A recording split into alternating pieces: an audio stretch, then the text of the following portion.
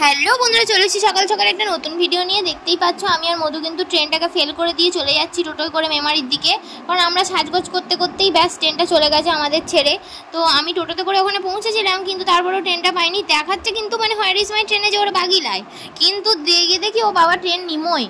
তারপরে তো আমরা চলে করে যাই টোটো করে। অনেকদিন পর রোদে চেপেছিলাম, অনেক মজা লাগছিলো। তারপর বাবা বলেছিল খাদিমস থেকে একটা জুতো কিনতে, কারণ টাইলসের মেঝেগুলোতে না বাথরুমের খুব বেশি স্লিপ খায়, তাই জন্য মানে স্যান্ডেলের নিচে গ্রিপ দেওয়া এরকম জুতো বাবা খুঁজছিল। তো ওখানে গিয়ে আমি একটা জুতো নিয়ে নিই। আর এই দেখতে পাচ্ছ খাদিমসে কিন্তু অনেক সুন্দর সুন্দর জুতো রয়েছে, যদিও এই খাদিমসটা অনেক ছোটো। ওই পার্পেল কালারের জুতোটা কিন্তু আমার অনেক পছন্দ হয়েছিল। আমি ভাবছি পরে গিয়ে কিনে নিয়ে আসবো, কারণ জুতোর পরিমাণ আমাদের বাড়িতে খুবই কমে গেছে। অনেক জুতো বাতিল করে দিয়েছি। আগে ভাবতাম যে আমাদের অনেক জুতো আছে, কিন্তু এখন দেখি আর নেই। আর কেকগুলো দেখতে পাচ্ছ মন জিনিসের কিন্তু অনেক রকম টাইপের রয়েছে। হ্যাঁ, মানে কি বলবো, মিয়ামোরের থেকে আমার এখানে কেক খেতে ভালো লাগে, সেটা আমি প্রত্যেকটা ভিডিওতে বারে বারে বলি। আর এখানের একটা কেক আছে ওই ম্যাঙ্গো ফ্লেভার আর বাটারস্কচ ফ্লেভার। বাটারস্কচ ফ্লেভারটা আমার ভালো লাগতো না, কিন্তু যবে থেকে আমি ইশিটার কেকটা খেয়েছি তারপর থেকে তো আমার খুবই ভালো লেগেছে। সেক্ষেত্রে আমি মানে এবার থেকে ঠিক করেছি বাটারস্কচ ফ্লেভারেরও কেক খাবো। আর ম্যাঙ্গো ফ্লেভারেরটা তো এখন আমি নিয়ে নিয়েছিলাম। আর তারপরে কিন্তু আমরা চলে গেছিলাম নক্ষত্রতে।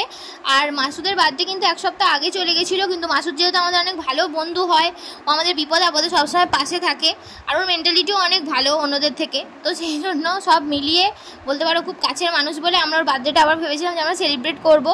তো তেমন কিছু না, আমরা ছোটো করেই করেছিলাম। আমরা শুধু একটা কেক নিয়ে গেছিলাম, আমরা ক্যান্ডেলও নিয়ে যাইনি, কারণ আমরা ভেবেছিলাম যে ভেতরে যদি কেক কাটতে বলে তাহলে সেখানে তো ক্যান্ডেল অ্যালাউ করে না, তো বেকার নিয়ে গিয়ে কী হবে। তো কেক নিয়েছিলাম আর চকলেট নিয়েছিলাম। আর যাওয়ার সাথে সাথে দেখছো লাইটটা কিন্তু জ্বালিয়ে দিয়েছে, যেন খুব খুশি হয়েছে। নাহলে ছবি কিন্তু ভালো আসতো না, ছবি আসাটাও তো ম্যাটার করে। তো প্রথমে গিয়ে কী করলাম, আর এখানে দেখতে পাচ্ছ মাসুদ টাল বলে লিখিয়ে নিয়েছিলাম। প্রথমে ভেবেছিলাম মাসুদ ছাগল বলে লিখবো, তারপর ভাবলাম না, ছাগলটা লেখাটা ঠিক হবে না, তার থেকে টালই লিখি। আর খুব বেশি ফাঁকা ফাঁকা লাগছিলো বলে একটু চকলেট দিয়ে সাজিয়ে দিয়েছিলাম। আর দেখতে পাচ্ছ কেকটা কিন্তু অনেক টেস্টি দেখতে, কত বড় একটা আম দিয়েছে দেখতে পাচ্ছ। তারপর কিন্তু মধুকে বলি মাসুদকে নিয়ে আসতে। মাসুদ তো প্রথমে বুঝতে পারেনি, পুরো ভ্যাপা জায়গা খেয়ে গেছিলো। মাসুদ কিন্তু অনেক ইমোশনালও হয়ে গেছিলো, সত্যিই আশা করেনি। আমরা ওকে ভুল ভাল মেয়ের লোভ দেখিয়ে একটা নতুন মেয়ে আসবে ওইসব বলে নিয়ে এসেছি। আর তারপরে তাই জন্য খুব শরম পাচ্ছিল, ঠিক আছে। তো তারপরে কিন্তু ফাইনালি ও কেক কাটার জন্য রাজি হয়ে যায়, কারণ ও প্রথমে একটু লজ্জা পেয়ে গেছিলো। তো তাই তারপরে ও বলছিল ভিডিওটা বন্ধ করতে, কিন্তু আমি বলছি দেখ বন্ধু, এটা কিন্তু পরে ভালো লাগবে যখন তুই দেখবি। তারপর ওখান থেকে ওই বড় আমটা তুলে ওকে বলি খা, আলফানজো আমেরই ফ্লেভার ছিল এটা। তো সেখান থেকে ওকে কেকটা তুলে খাইয়ে দেওয়া, তারপর অনেক বেশি মজা হয়। আর এটা যেটা দেখছো এটা হচ্ছে হইচইয়ের সেকেন্ড ফ্লোর, মানে সেকেন্ড ফ্লোর না, এটা মেবি থার্ড ফ্লোর। এর উপরেও আবার একটা ছোটো পাড়া ফ্লোর আছে, সেটাও আমি তোমাদেরকে দেখাবো। তো খুবই সুন্দর উপরটা। উপরে কিন্তু কোনো খাবার অর্ডার দেওয়া বা কিছু খাবার খাওয়া হয় না। আর বাকি যেটুকু কেক ছিল তার আগে তো আমরা খেয়েছি। তারপরে যে ওখানে যে স্টাফরা ছিল 2-3 জনের মতো ছিল, সেই দিদিটাকে গিয়ে বললাম যে তোমরা এটা নিয়ে নাও। তো মধুর একটা কল চলে এসেছিলো, সেই জন্য বিজি হয়ে গেছিলো।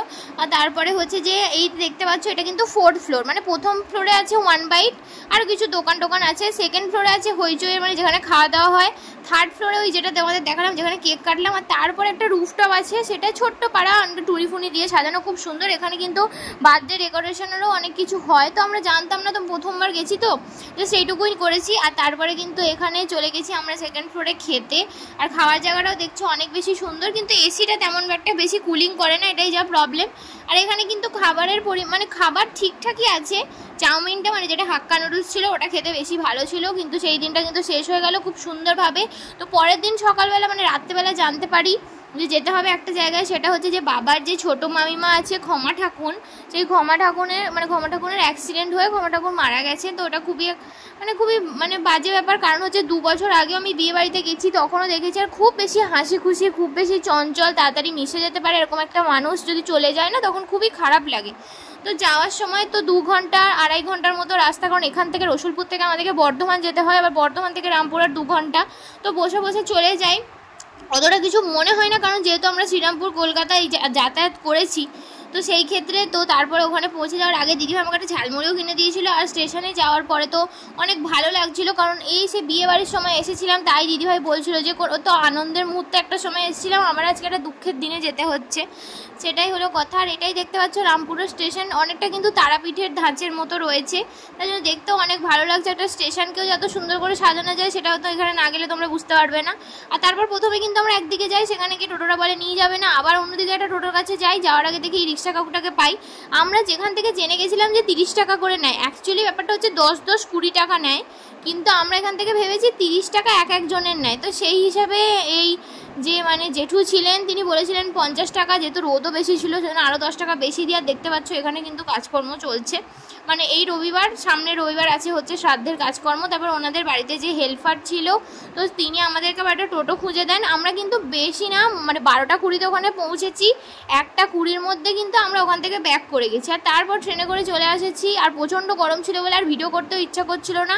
তারপর আমরা ফাইনালি বাড়ি চলে আসি। ভিডিও ভালো থাকলে অবশ্যই লাইক শেয়ার সাবস্ক্রাইব করতে ভুলো না, আর অবশ্যই কিন্তু তোমরা বেশি বেশি করে সাবস্ক্রাইব করে চ্যানেলটাকে ভালো করে দাও। টাটা।